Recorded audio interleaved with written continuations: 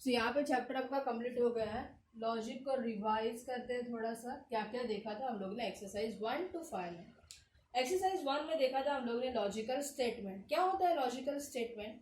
कोई भी सेंटेंस है वो एक तो कम्प्लीटली ट्रू होता है, अदरवाइज कम्प्लीटली फॉल्स होता है। सो स्टेटमेंट को क्या बोलते हैं हम लोग? Logical statement. ट्रूथ वैल्यू दो है। ट्रू के लिए वैल्यू लेते हैं कैपिटल टी, फॉल्स के लिए वैल्यू लेते हैं कैपिटल एफ। कोई भी स्टेटमेंट ट्रू है सो ट्रूथ वैल्यू आएगा टी, फॉल्स है तो truth value is F. Now 4 types of sentence देखा। Open sentence. Open sentence condition के ऊपर वेरी होता है, depends on its condition. Second is imperative sentence. Imperative में कमांड दिया जाता है, रिक्वेस्ट, ऐसे कुछ सेंटेंस आएंगे तो उसको क्या बोलते हैं हम लोग? Imperative sentence. Exclamatory sentence. कोई भी सेंटेंस में अगर एक्सक्लामेशन मार्क आता है तो उसको बोलते हैं एक्सक्लामेटरी सेंटेंस। Interrogative sentence. कोई भी सेंटेंस में क्वेश्चन मार्क आता है तो उसको बोलते हैं हम लोग इंट्रोगेटिव सेंटेंस। सो अगर ये 4 सेंटेंस है, open, imperative, exclamatory and interrogative, so which are not consider in a statement. So first exercise में क्वेश्चन नंबर 1 है, आइडेंटिफाई करो स्टेटमेंट है कि नहीं। अगर स्टेटमेंट है तो उसका ट्रूथ वैल्यू लिखना है। सो अगर ये 4 टाइप के सेंटेंस है so which are not in a statement. देखते हैं connective. Total connective very important topic. Total connective है 5। एंड का दूसरा नाम है conjunction. Symbol is this. Condition is if 1 F then answer is F. और का दूसरा नाम है डिसजंक्शन। सिंबल है V. Condition is 1 T then answer is T. Not का दूसरा नाम है negation. Symbol is like this. Condition है टी है तो आंसर होता है एफ, एफ है तो आंसर होता है टी। इफ देन का दूसरा नाम है कंडीशनल। कंडीशनल अदरवाइज उसको बोलते हैं इम्प्लीकेशन। पढ़ते कैसे है? उसका सिंबल है एरो। कंडीशन है T implies F then answer is F. पढ़ेंगे कैसे?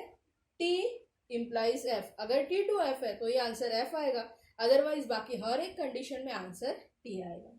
Next is if and only if. दूसरा नाम है बाय कंडीशनल, अदरवाइज उसको बोलते हैं double implication. Symbol is both side arrow. Condition is if both have same truth values, दोनों same होना चाहिए, T T F F, then answer is T, otherwise answer is F. So connectives के ऊपर exercise में question number 2 पूछा है, symbolic form में लिखो। नेक्स्ट क्वेश्चन पूछा है सिंबॉलिक फॉर्म में लिखो प्लस उसका ट्रूथ वैल्यू लिखो। नेक्स्ट पूछा है कुछ निगेशन लिखो। निगेशन में सिंपल नॉट डालना है, अगर नॉट है तो नॉट को निकालना है। So that is your exercise number 1.1।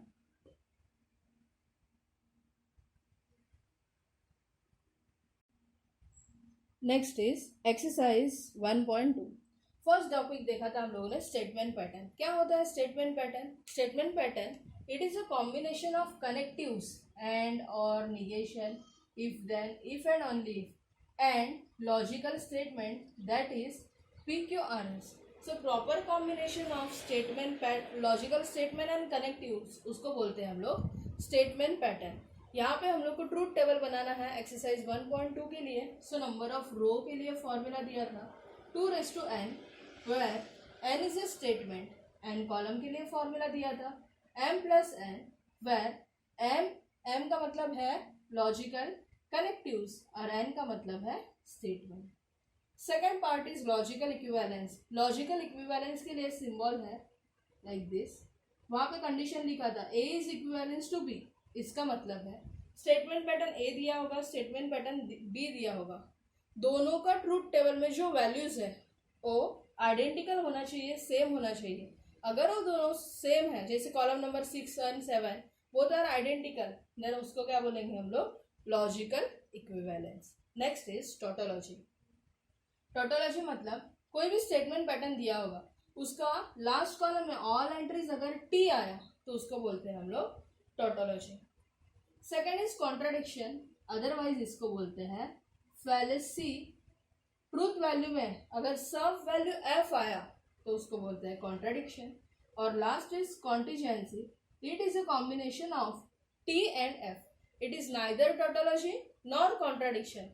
जो टोटोलॉजी भी नहीं है, कॉन्ट्राडिक्शन भी नहीं है, सो उसको क्या बोलेंगे हम लोग? कॉन्टिजेंसी बोलेंगे. So exercise 1.2 is very important.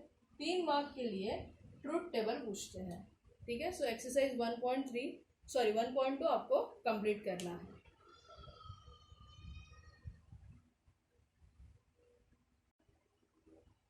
Next exercise 1.3. Exercise 1.3 में फर्स्ट पार्ट देखा था हम लोगों ने क्वांटिफायर्स. 2 तरीके के क्वांटिफायर होता है. फर्स्ट इज यूनिवर्सल क्वांटिफायर जिसका सिंबल है उल्टा है, use for all values. Second part is existential quantifier, उल्टा ही, use for some values. So 2 तरीके के क्वांटिफायर होते हैं, एक यूनिवर्सल एंड एग्जिस्टेंशियल. उसके सिंबल्स है. यूज किसके लिए होता है? उल्टा है use for all values and existential use for some values. Duality. Duality का मतलब है रिप्लेस करना है.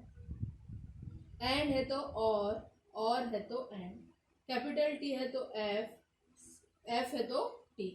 स्मॉल टी है तो स्मॉल सी, सी है तो टी. और अगर वर्ड आया, अगर वर्ड एंड आया तो उसको रिप्लेस करना है और आए तो रिप्लेस करना है एंड. बट अगर कंडीशन में नॉट है, निगेशन है, तो उसको ड्यूअलिटी में चेंज नहीं करते हैं. Next is converse. कॉन्वर्स के लिए first main condition is implication condition use करते हैं. P implies Q. So implication का अपोजिट है इनवर्स. सो इनवर्स में क्या आ जाएगा? Negation P implies negation. Converse is Q implies P and contrapositive is कोको CC. So negation Q implies negation P. So a important topic है converse, inverse and contrapositive. IC याद रखना है. Implication के साथ है इनवर्स और कॉन्वर्स के साथ है कॉन्ट्रापोजिटिव. ठीक है. सो ये टॉपिक इम्पॉर्टेंट है. और इसमें अगर स्टेटमेंट लिखने के लिए आता है तो स्टेटमेंट में इफ देन लिखना भूलना नहीं है, क्योंकि यहाँ पे साइन है implication. That is nothing but connective if then. So if P then Q ऐसे लिखना है. नेक्स्ट टॉपिक है इसका निगेशन ऑफ कंपाउंड स्टेटमेंट. अभी कंपाउंड स्टेटमेंट में फर्स्ट देखा था negation of conjunction, that is negation P and Q which is equivalence to negation P. And है तो चेंज हो जाता है और. Next is negation of disjunction, that is negation P and negation Q. Negation of negation, कोई भी negation of negation, then it's statement itself. Negation of conditional, P implies Q है, then answer is P and negation Q. इसके लिए हम लोग ने use किया था conditional law. Next is negation of biconditional, P and negation Q और Q and negation P. और लास्ट में था 6 निगेशन ऑफ क्वांटिफायर. अगर उल्टा ए है तो रिप्लेस करना है उल्टा ई है तो रिप्लेस करना है उल्टा है. ऑल को रिप्लेस करते हैं सम और सम को रिप्लेस करते हैं ऑल. सो ये हो गया negation of compound statement. So that is the exercise number 1.3.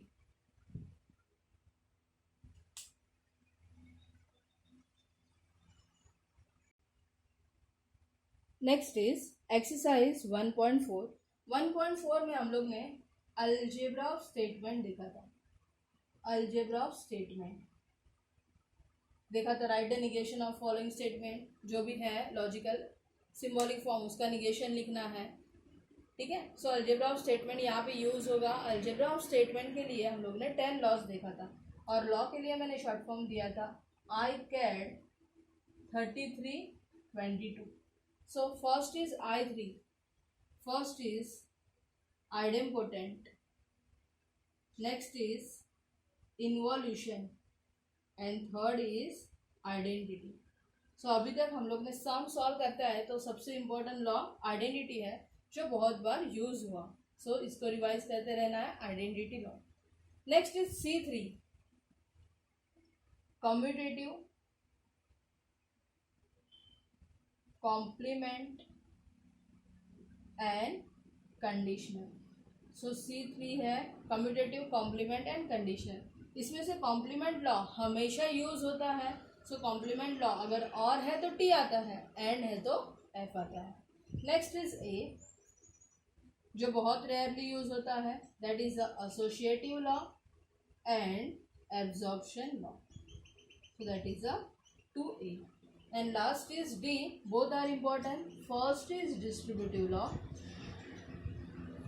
and second is De Morgan's law, जो बहुत important है। So ये दोनों लॉ वेरी इंपॉर्टेंट है, इसके बिना हम लोग रिड्यूस नहीं कर सकते, सिंप्लीफाइड नहीं कर सकते। सो वेरी इंपॉर्टेंट में कौन सा है? Distributive law, De Morgan's law, complement law, identity law. ये 4 लॉ बहुत इंपॉर्टेंट है। कंडीशनल लॉ भी यूज होता है।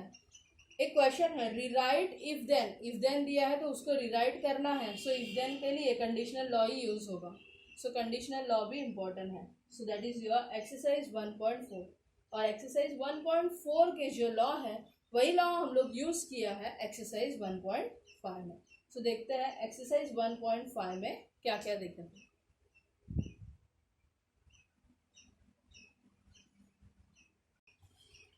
एक्सरसाइज 1.5 है application of logic to switch circuit.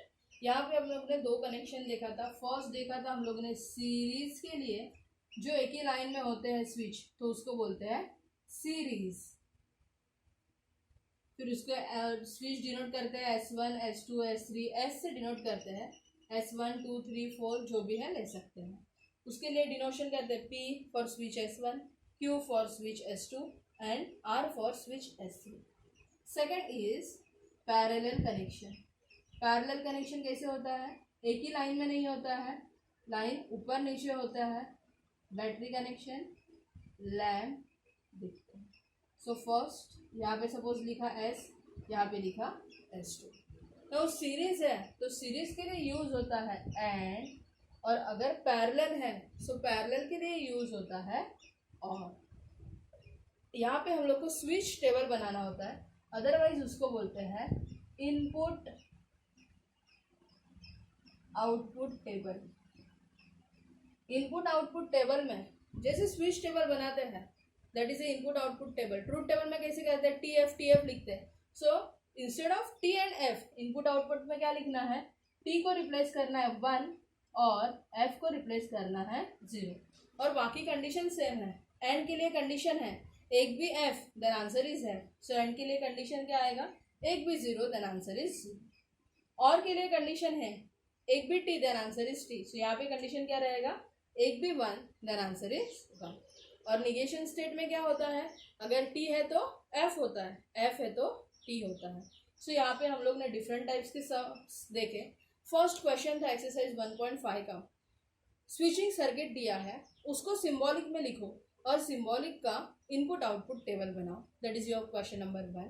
Question number 2 में देखा था कंस्ट्रक्ट स्विच सर्किट, मतलब सिंबॉलिक फॉर्म दिया होगा। सपोज सिंबॉलिक फॉर्म है P एंड Q और निगेशन P एंड R, ऐसे रैंडमली सम दिया मैंने। जो सिंबॉलिक फॉर्म है, तो सिंबॉलिक फॉर्म को क्या करना है? स्विच सर्किट बनाना है। P एंड Q है, एक ही लाइन में जाएगा, और है नीचे आएगा। तो ऐसे हम लोग ने क्या बनाया था? स्विच सर्किट बनाया था। That is your question number 2।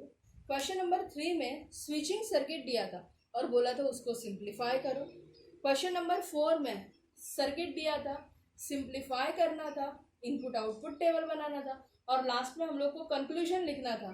Conclusion में लिखना था कि करंट फ्लो होगा कि नहीं। और लास्ट क्वेश्चन नंबर 5 में देखा था सिंबॉलिक फॉर्म दिया था, सिंबॉलिक फॉर्म को सिंप्लीफाई करके हम लोग को स्विच सर्किट दिखाना था। और एक्स्ट्रा क्वेश्चन आज के लेक्चर में देखा, that is a question number 6।